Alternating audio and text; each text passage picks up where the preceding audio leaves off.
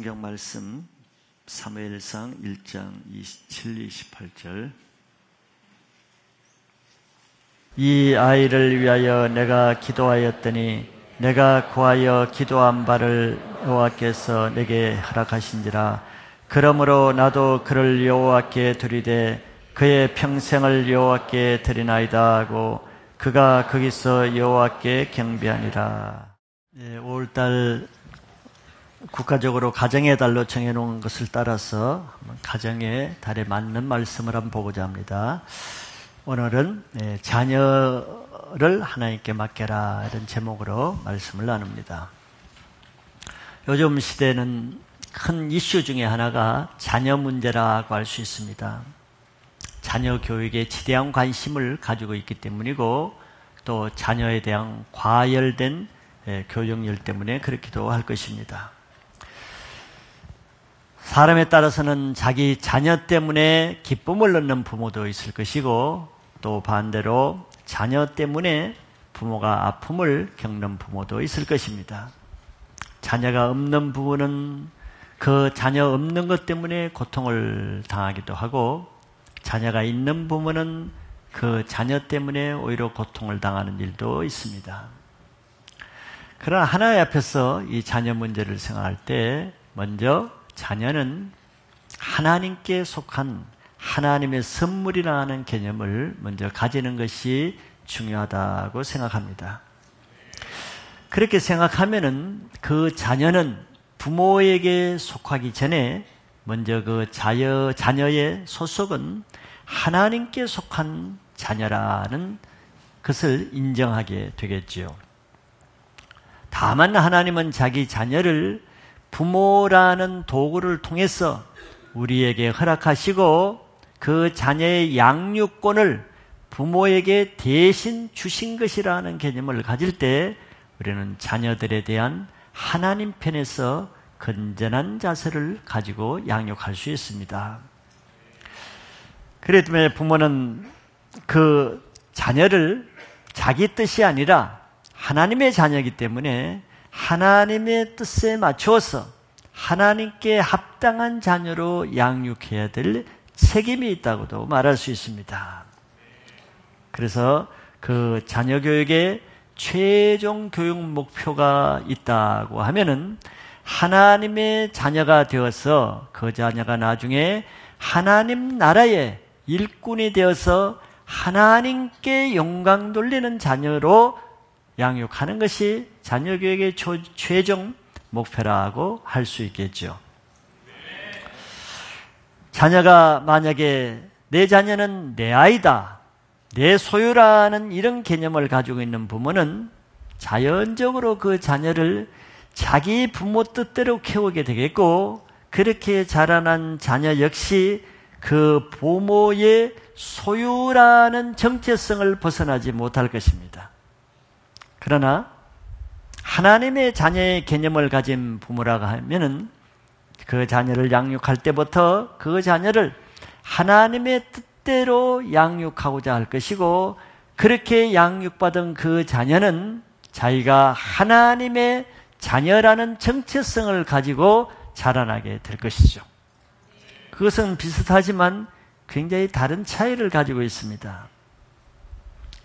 그래서 자기 자녀로 자기 자녀를 양육한 그 아이는 나중에 컸어도 자기는 그 자기 부모를 위한 자녀라는 개념이 먼저 앞서게 될 것이고 반대로 하나님의 자녀로 양육받은 자녀는 다 성장한 다음에는 자기는 하나님의 자녀이기 때문에 하나님의 영광을 위해서 살아야 될 존재라는 이런 정체성을 가지게 될 것입니다.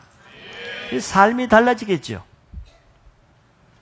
그렇기 때문에 우리가 온전한 자녀 교육을 위해서는 그 부모가 먼저 이 자녀는 하나님의 자녀라는 것을 먼저 인정하고 그 자녀를 그렇기 때문에 내 소유로 내가 책임지지 않고 하나님께 맡겨서 하나님께서 양육하게 맡길 수 있는 믿음이 필요하다는 것입니다. 그래서 온전한 자녀 교육은 부모의 이 믿음 훈련, 자녀를 하나님께 맡기는 이 십자가 훈련을 통해서 온전한 자녀 교육이 된다고도 말할 수 있는 것입니다. 오늘 그래서 부모가 온전한 자녀를 양육하기 위해서 가져야 되는 두 가지 십자가에 대해서 한번 간단하게 보고자 합니다. 먼저 오늘 한나의 말씀을 보았습니다. 이 한나의 자녀 교육의 말씀을 통해서 먼저 이 한나가 감당해야 될 십자가 두 가지를 보면은, 첫째는 자녀가 없는 십자가를 먼저 감당했다는 것이죠. 한나는 자기 사랑하는 남편으로부터는 많은 사랑을 받는 정말 행복한 사랑받는 아내였습니다. 부족함이 없죠. 그러나 다른 한편으로는 하나님으로부터는 자녀를 낳지 못하는 이 정말 감당하기 힘든 고통을 받아야 하는 그런 여인이었습니다. 왜냐하면 하나님께서 한나의 태를 닫으셨기 때문에 그녀가 아기를 가질 수 없다고 했기 때문이죠. 여기는 다 한나에게 두신 우리는 알지 못하는 하나님의 더 큰 뜻이 있기 때문에 이런 새로운 일을 행하는 하나의 표시로 한나에게 태를 닫는 것일 뿐이죠. 우리가 하나님을 사랑함에도 불구하고 우리에게 이해할 수 없는 고통들이 많이 있기도 합니다. 그것이 가장 어려운 문제이기는 하지요. 왜 이런 일이 있어야 되나? 한나가 하나님을 그렇게 잘 섬겼음에도 불구하고 그렇지 않는 여인들은 다 아이를 가지는데 자기는 왜 아이를 가질 수 없는가? 이런 문제는 분명 어려운 문제에 해당됩니다. 그러나 그런 사람이 이해할 수 없는 그런 고통의 이면에는 다 하나님의 특별한 계획이 있다는 것도 우리는 믿어야 될 것입니다. 왜냐하면 하나님은 하나님을 사랑하는 자, 그 뜻대로 부르심을 받은 자들에게는 그 모든 하나님의 뜻을 이루는 과정을 합력해서 마지막에 선을 이루시는 방법으로 일하시는 분이기 때문에 그렇습니다. 한나는 그럼에도 불구하고 그 하나님의 뜻이 이루어지기 전까지의 과정은 말할 수 없는 십자가의 고통을 받는 삶을 살지 않으면 안 되는 것이죠. 한나는 다른 여인들이 아이를 잉태했다는 소식만 들어도 마음에 고통이 왔을 것이고, 다른 지나가는 여자가 자기의 아이를 안고 있는 것만 봐도 마음에 큰 슬픔이 왔을 것입니다. 도저히 이해할 수 없는 하나님의 뜻 때문에 하나님에 대한 여러 가지 부담이 되는 생각도 할 수 있었겠죠. 더구나 같은 집에 사는 그 대적 분인나가 늘 자식이 없는 것으로 한나를 무시하고 멸시하고 조롱하고 격분케 했다고 했습니다. 아주 분을 바라게 했다는 거예요. 이유 없이 아무 죄 없이 이렇게 많은 고통을 받을 때 한나의 마음은 쉽지가 않은 것이죠. 그래서 그는 그럴 때마다 너무 마음이 온통해서 자기가 죄를 지어서 그런 것도 아닌데 너무 억울해서 밥도 먹지 않고 하루 종일 울기만 했다고 되어 있습니다. 이런 문제는 자기 남편도 도와줄 수 없고 자기 부모도 도와줄 수 없고 어떤 것으로도 해결할 수 없는 문제입니다. 그래서 그녀는 마지막 그녀가 할 수 있는 유일한 그 길은 자기의 원통함을, 자기 격분함을 풀기 위해서 하나님께 나가 기도하며 부르짖는 것뿐이었습니다.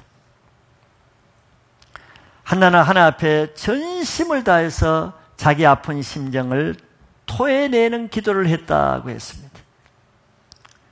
그 한나의 기도를 본 엘리 제사장이 그 한나를 볼 때는 마치 술에 취해가지고 정신없는 사람처럼 보일 정도로 한나는 깊은 마음을 하나님께 토하는 그런 기도를 했죠. 그리고 기도하면서 한나는 하나님께 서원을 했습니다. 얼마나 절박했으면 서원을 하겠습니까? 서원은 보통 사람이 하는 게 아니죠. 서원은 또 함부로 하는 것이 아닙니다. 함부로 해놓고 기분 좋을 때 해놓고 아쉬울 때 했다가 서원을 지키지 못하면은 아나니보다 못한 해를 받게 되기 때문이죠. 그런데 한나는 기도하면서 하나님께 서원을 했습니다. 만일 하나님, 당신이 나에게 아들을 주시면은 그는 내가 하나님 앞에 드려서 나시린으로 키우겠고 하나님께 맡겨드리겠습니다. 아주 큰 서원을 했습니다. 자식이 하나도 없는 자식 때문에 서름받은 여자가 자식이 생기면 어떻게 그걸 하나님께 드릴 수가 있겠어요? 하루 종일 자기 품 안에 안고 있어도 부족할 텐데.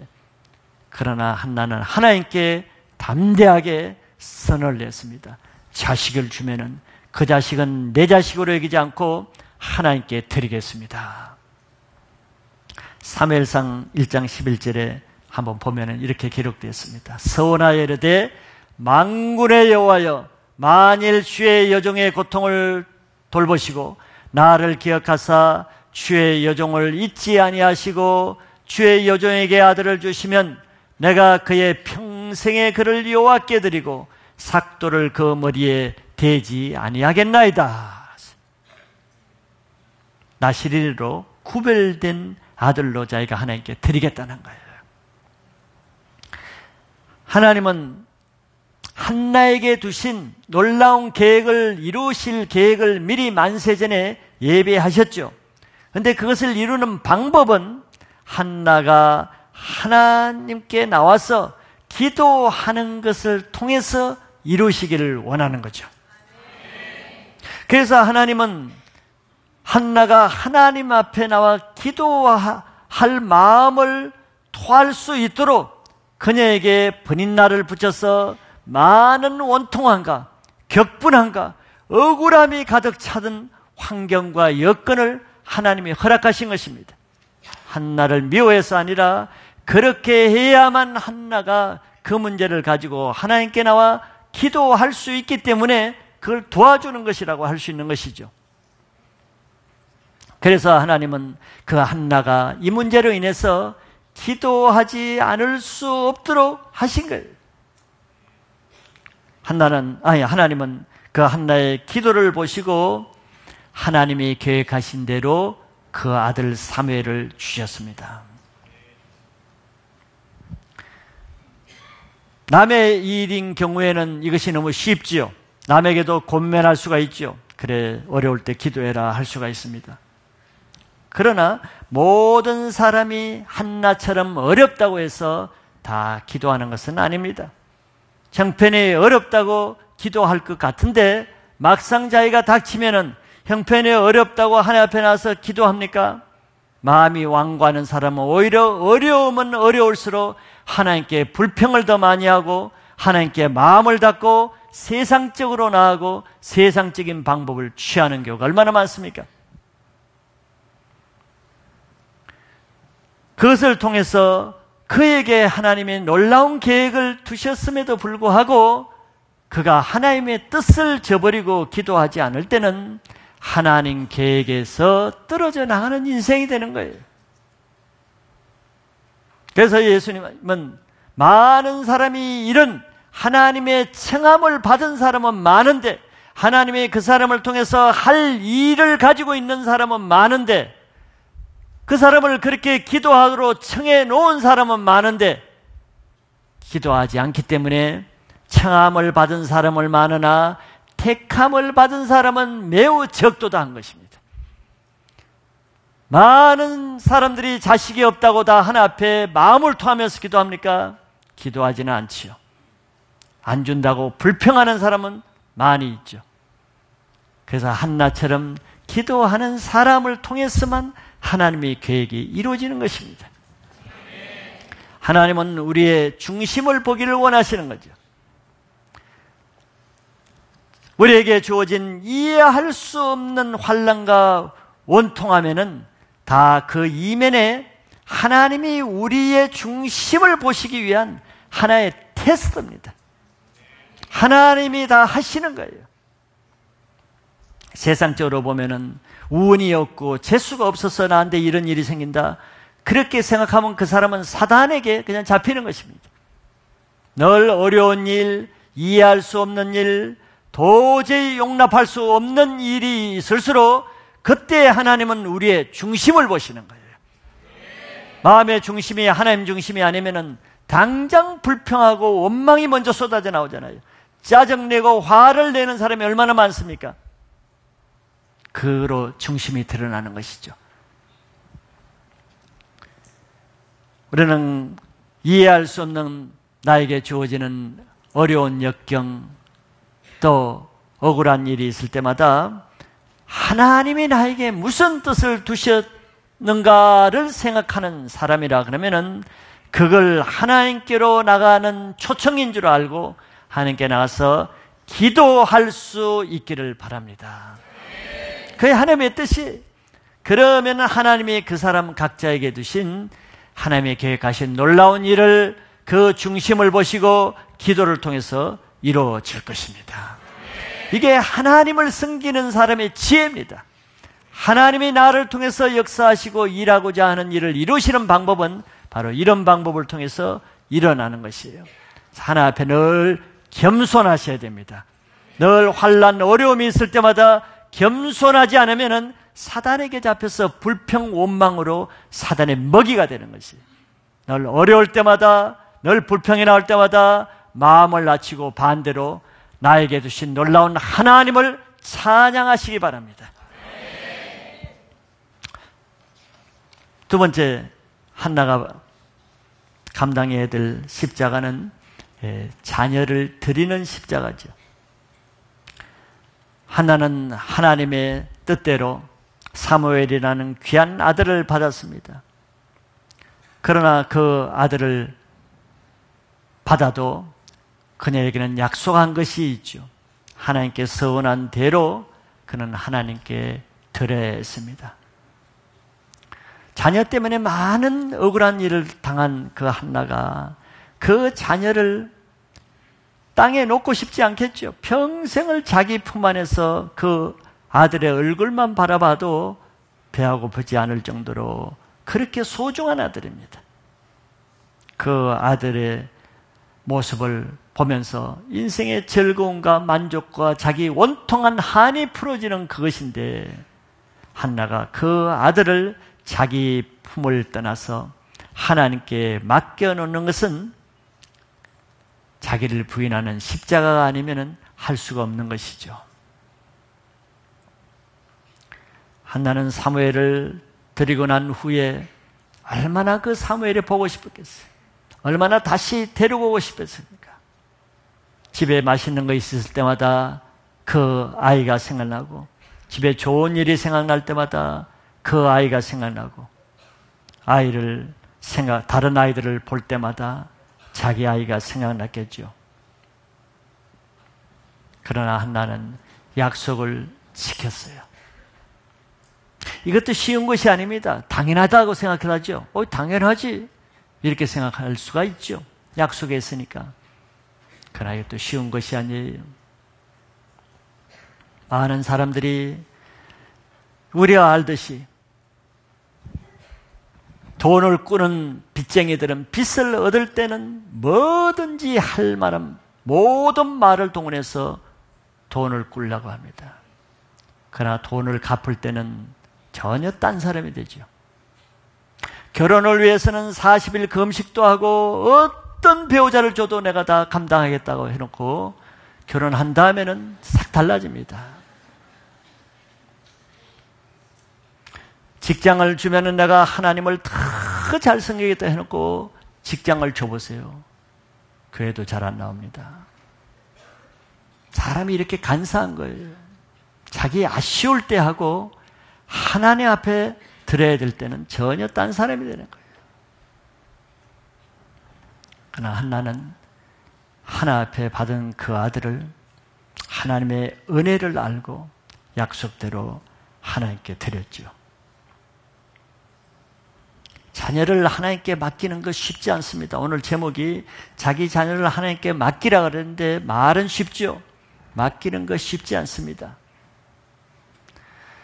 자녀를 하나님께 맡기기 위해서는 그 부모가 자기를 부인하는, 자기 십자가를 감당하는 자기 죽음이 없이는 그 욕심에서 벗어날 수가 없습니다. 하나님도 그런 한나의 중심을 다 보고 계세요. 안 보시는 것 같으나 다 보십니다. 저 한나가 저 아들 때문에 얼마나 보고 싶어하고 얼마나 아까워하고 아쉬워하고 그 아들을 생각할 때마다 얼마나 마음이 애틋한가 하나님 다 보고 계셔요. 모르는 바가 아니에요. 다 중심을 보시는 거죠. 하나 앞에 중심 보인다는 자체가 쉬운 일이 아니에요. 그러나 하나님은 그 한나가 정말 깨끗한 마음으로 하나님께 사무엘을 맡기시는 걸 보고 하나님은 그 중심을 받으시고 한나를 축복해 주시오. 사무엘상 2장 21절에 보면은 그 한나가 사무엘을 제사장 엘리에게 맡기고 왔을 때 하나님이 허락하신 축복입니다. 여호와께서 한나를 돌보시사 그로 하여금 임신하여 세 아들과 두 딸을 낳게 하셨고 아이 사무엘은 여호와 앞에서 자라니라 그랬습니다. 늘 아이를 품에 안고 싶어서 그리워하던 그 한나에게 하나님은 그 품에서 자식을 빼앗아가는 것이 아니고 그 사무엘을 자기 품에서 하나님 품으로 맡겨드릴 때 하나님은 한나의 가슴에 끊임없이 자녀를 품고 안을 수 있는 축복을 주셨어요. 삼남 이녀 아들을 낳고 키울 때까지 10여 년을 아마 수십 년을 그 아이들을 계속 품고 키웠겠죠. 하나님이 하시는 일입니다. 만약 한나가 사무엘을 너무 사랑해서 하나님께 드리지 않고 그 아들을 평생 자기 품에 안고 살고자 했다면 어떻게 됐겠습니까? 사무엘은 아마 마마보이가 돼가지고 한나가 주는 밥만 떠먹고 살다가 불쌍한 인생이 됐을 거예요. 결혼도 못하고 아마 늙었을 것입니다. 그 외아들을 어떻게 결혼시켜서 남을 주겠습니까? 그러면은 오늘날의 사무엘 선지자는 없는 것이죠. 벽지창 한 장 차이입니다. 중심은 벽지창 한 장 차이예요. 별것 아닌 것입니다. 그러나 별것 아닌 것으로 하나님은 그 사람의 인생을 바꿔버리는 거예요. 그러나 하나님은 한나가 그 품에서 아들을 들였을 때 그의 5배나 더 많은 자녀의 축복을 주시는 분이에요. 하나님은 우리를 빼앗아 가시는 분이 아닙니다. 우리의 중심을 보시길 원하실 분이죠.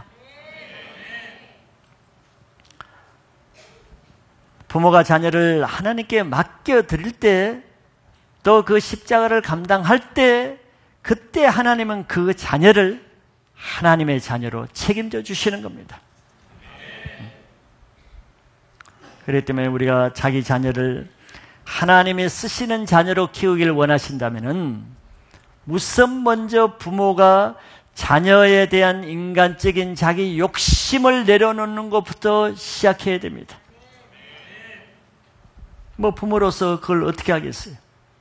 육신의 정이 있으니 욕심이 없을 수는 없겠죠.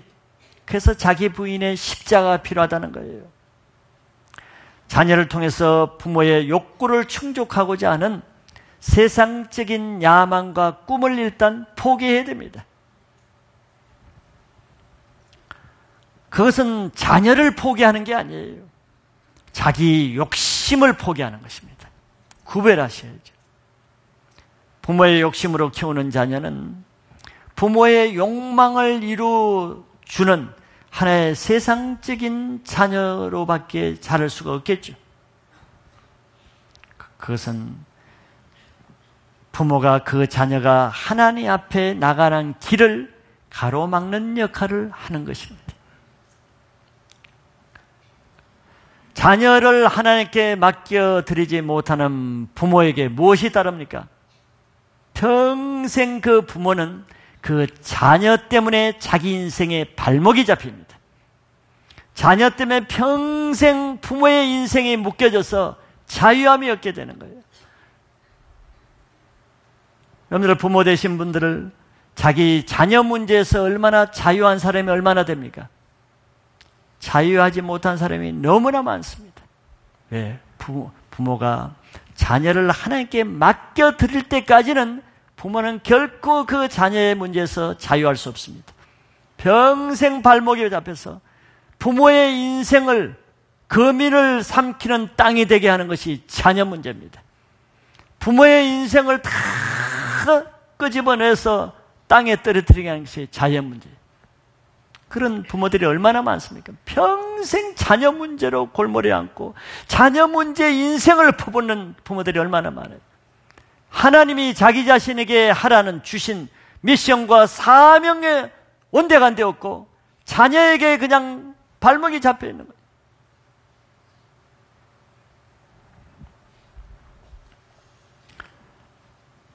자녀를 하나님께 맡기지 못하면은 그 자녀가 자기 인생의 평생의 올무와 가시가 됩니다. 하나님은 자녀를 통해서 먼저 그 부모의 믿음을 훈련시키는 거예요. 성경에서 몇 가지 예를 보면은 제사장이었던 사가랴 부부가 나이가 많을 때까지 거기도 자녀가 없었죠. 그래서 사가랴는 아주 하나님을 잘 섬기는 충실한 제사장이었습니다. 그런 경건한 부부임에도 불구하고 그들에게 자녀가 없었어요. 무슨 죄를 지어서 자녀가 없는 것이 아닙니다. 아주 영적으로 충만하고 경건하고 하나님을 잘 섬기는 부부임에도 불구하고 자녀가 없는 그 고통을 그들이 받아야 되죠. 이해할 수 없는 거예요. 내가 무슨 잘못이 있어서 그런 고통을 받아야 되는가? 이런 생각을 할 때마다 더 어렵겠죠. 사가랴도 그런 이해할 수 없는 어려움 때문에 하나님 앞에 나가서 기도하게 됐죠.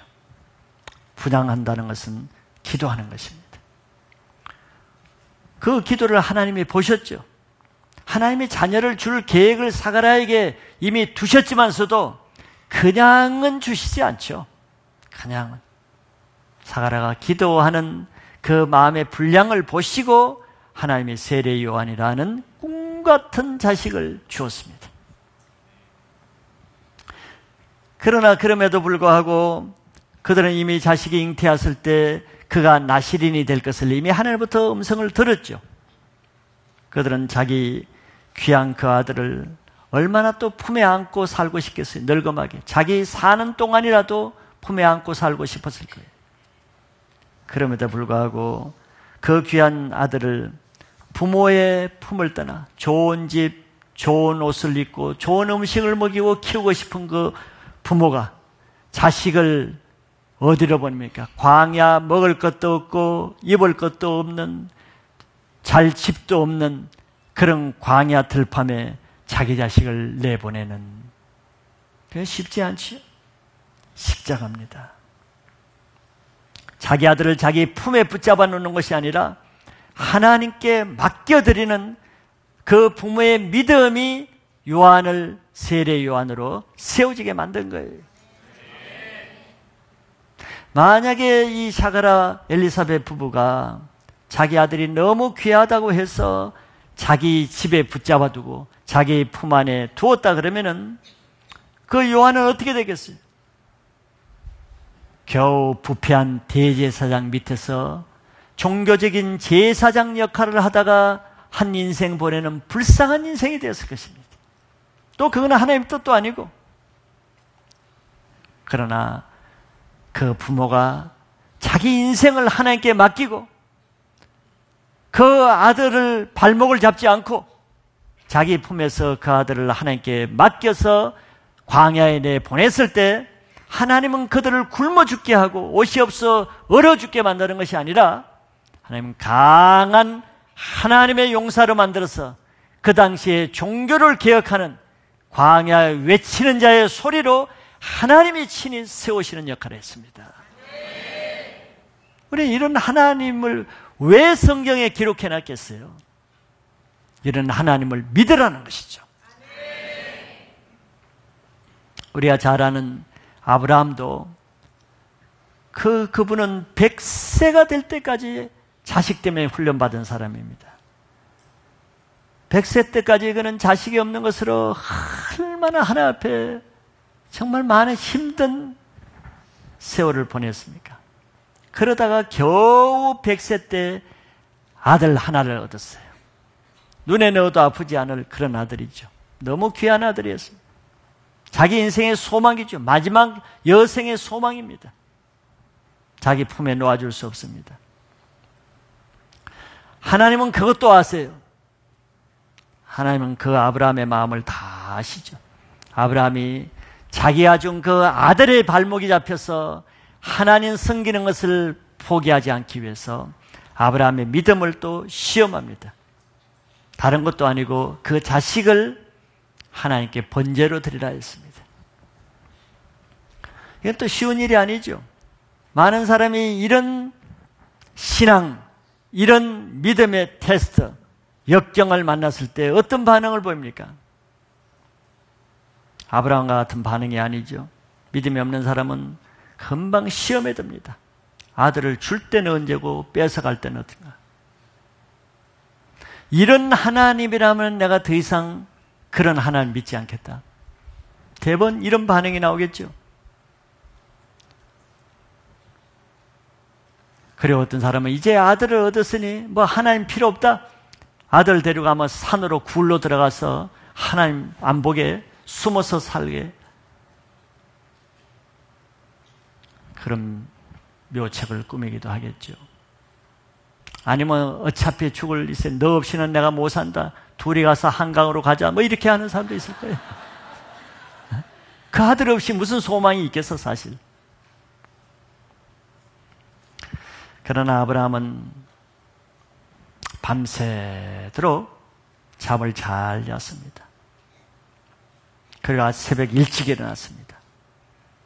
아들을 번제로 드리는데 아무 미련 없이 번제로 드리고자 했습니다. 하나님이 그 아들을 빼앗으려고 한 것은 아니죠. 아브라함의 중심을 보고자 했습니다. 그때 아브라함에게 하나님이 이런 소감을 말합니다.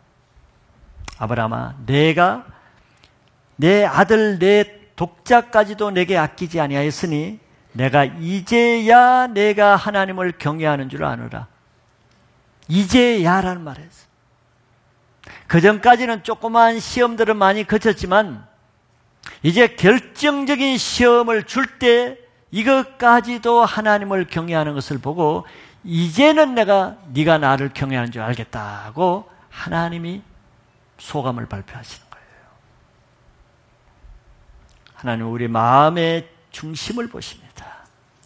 우리 행동을 달아보세요. 하나님 우리가 자기 아들을 위해서 사는지 하나님을 위해서 사는지 다 보고 계세요. 예수님 말씀하셨죠. 누구든지 자기 부모와 처자와 형제와 자매를 나보다 더 사랑하는 자는 내 제자에 합당하지 않다 그랬어요. 그분이 하나님입니다. 자기가 준 그 아들의 발목에 매어서 하나님보다 그 아들을 사랑하는 것을 하나님 원치 않은 것이죠. 많은 사람들이 가난했다가 좀 부하게 재산이 늘어나고 사업에 번창하면은 하나님이 주신 축복에 매여가지고 하나님 없어집니다. 건강이 나쁘다가 기도해서 하나님의 건강을 주면 하나님을 더 잘 섬기기를 바랬는데 건강한 몸으로 산으로 들로 세계로 여행으로 다니고 주일날도 빠지고 그런 사람이 있다면 하나님이 그걸 아시는 거예요. 아, 네가 이제 보니까 나를 경외하지 않는 줄을 이제 내가 알았다. 하나님은 그런 말씀하시겠죠. 지금까지 네가 없을 때 나에게 와서 울고 불고 기다려 금식하고 때를 쓰고 기도할 그것이 나를 경외하는 것이 아니고 이제 봤더니 네가 나를 경외하지 않는 것이 알겠다. 하나님 그것도 다 보시는 거예요.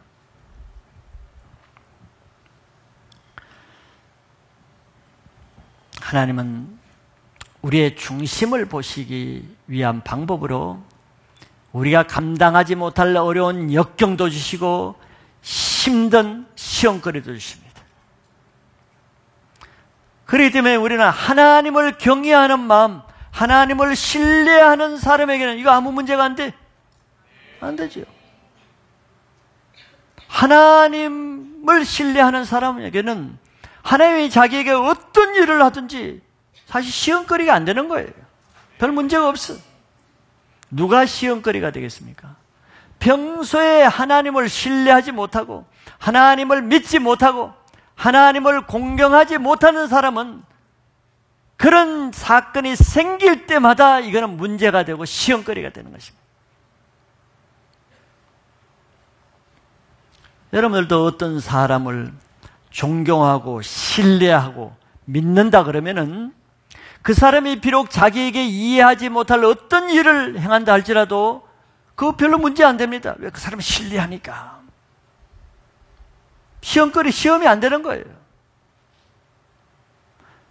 그러나 신뢰가 안 되고 믿음이 없고 존경하지 않는 사람은 그 사람 내가 요렇게 하면 요렇게 하는 것 때문에 시험이 들고 저렇게 하면 저렇게 하는 것 때문에 시험 들고 하는 것마다 시험거리가 되는 거예요. 그래서 예수님은 누구든지 나로 인해서 실족하지 않는 자는 복이 있도다 그랬어요. 바리새인들은 예수님이 이렇게 하면 이것 때문에 실족하고 저렇게 하면 저것 때문에 시험에 들고 예수님이 뭘 하든 간에 그들은 시험에 들고 실족했어요. 왜? 그들은 예수님을 신뢰하지 않고 공경하지 않고 믿지 않기 때문에 믿지 않는 그것이 문제란 말이죠. 그러나 아브라함처럼 하나님을 공경하고 믿는 사람은 이렇게 하든 저렇게 하든 이런 어려움을 주든 저런 어려움을 주든 하나님이 나를 사랑하신다는 것을 믿고 하나님이 나의 생명의 주인이라는 것을 믿으면은 아무 문제가 없어요. 하나님의 문제가 아니라 그런 상황의 문제가 아니라 믿음이 없는 자신의 문제인 것이죠. 자녀교육 마찬가지예요.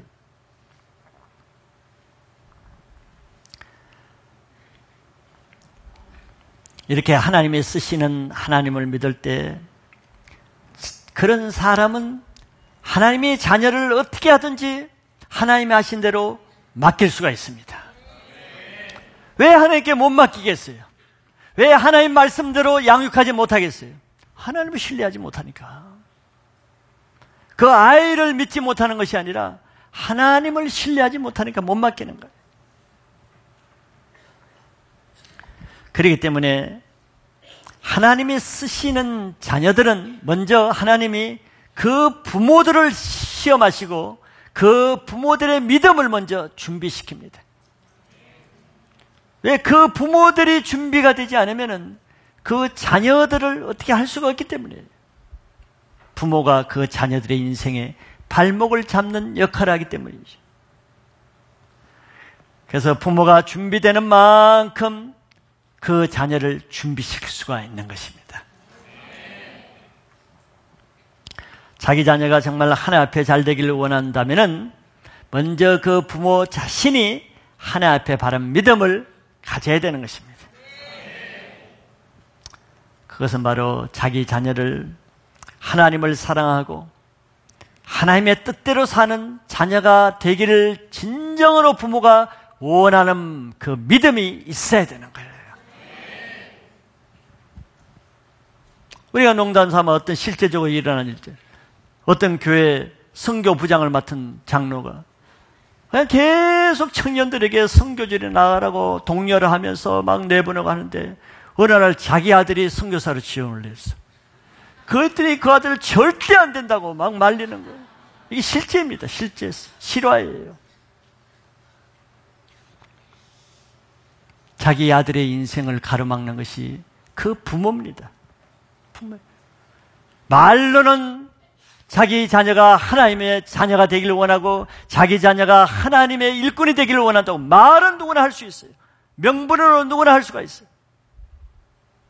그러나 실제적으로 그 자녀가 하나님 뜻대로 살려가고 하나님께 헌신하고 하나님의 인생을 가고자 하면 발목을 잡는 것이 준비되지 않는 부모가 결정적인 발목을 잡습니다. 그렇기 때문에 그 자녀의 인생을 막는 역할을 부모가 하는 것이죠. 그래서 하나님은 먼저 세례 요한이 세례 요한 되기 전에 먼저 샤가라 부모를 준비시키고 사무엘이 사무엘 되기 전에 먼저 한나를 준비시키고 이삭이 이삭 되기까지 아브라함을 먼저 준비시키는 거예요. 준비된 부모에게 준비된 자녀가 나오기 마련인 것입니다.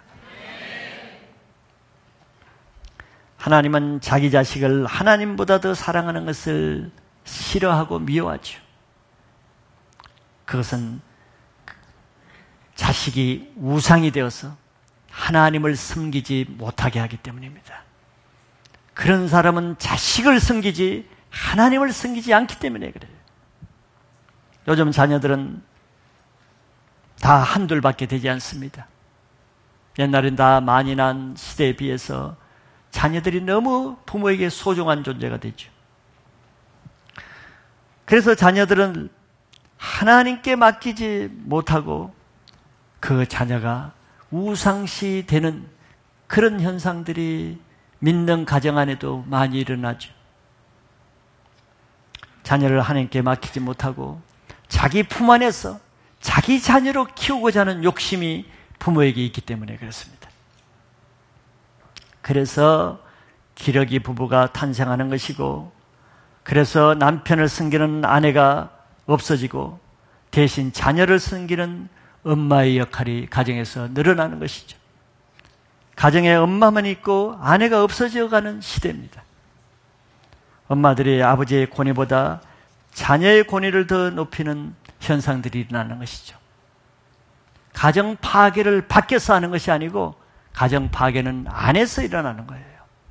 하나님의 창조 질서가 무너지는 현상 안에서, 그런 가정에서 무슨 하나님의 창조 질서 안에서 자라나는 자녀가 자라날 수가 있겠어요?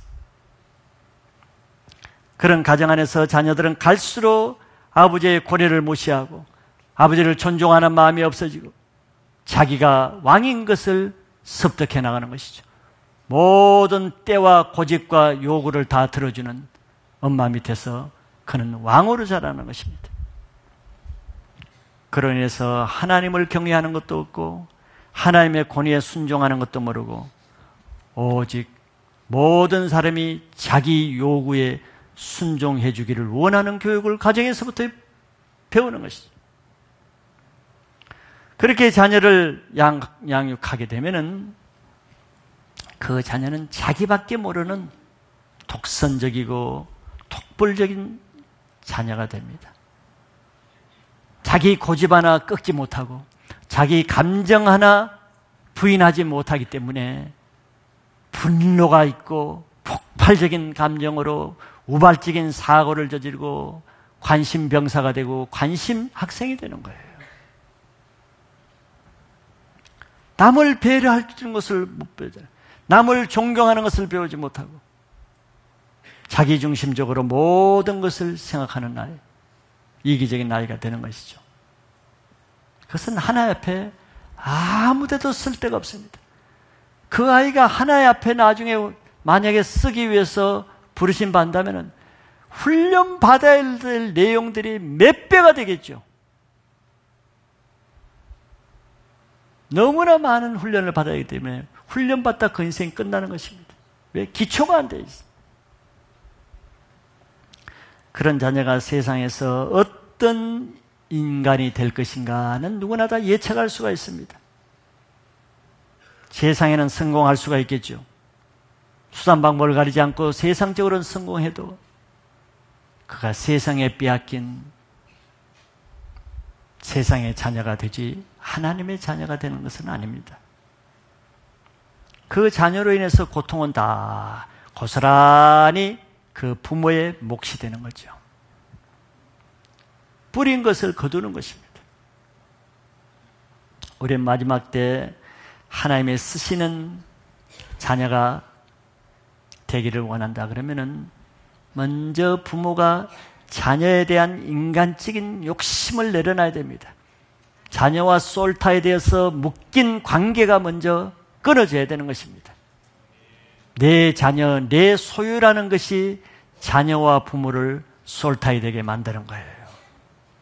하나님의 자녀로 양육하기 원한다 그러면은 먼저 하나님의 자녀라는 그것을 인정하고 하나님께 맡겨드리는 십자가를 감당할 수 있는 부모 밑에서만이 그런 자녀가 양성될 수 있을 것입니다. 가정의 달을 맞이해서 우리는 새로운 교육 방법, 새로운 것을 알기보다는 이미 하나님이 성경에서 말씀해 놓으신 하나님의 양육 방법, 하나님의 자녀 방법, 하나님의 가정 원리로 돌아가는 것만 하면은 그것이 최선의 가정교육이 됩니다. 그러면 하나님이 그런 하나님의 창조 질서만 회복되는 가정이 되면은 하나님이 그 가정의 주인이 되시는 거예요. 모두가 다 자기 자녀가 잘 되길 원하죠.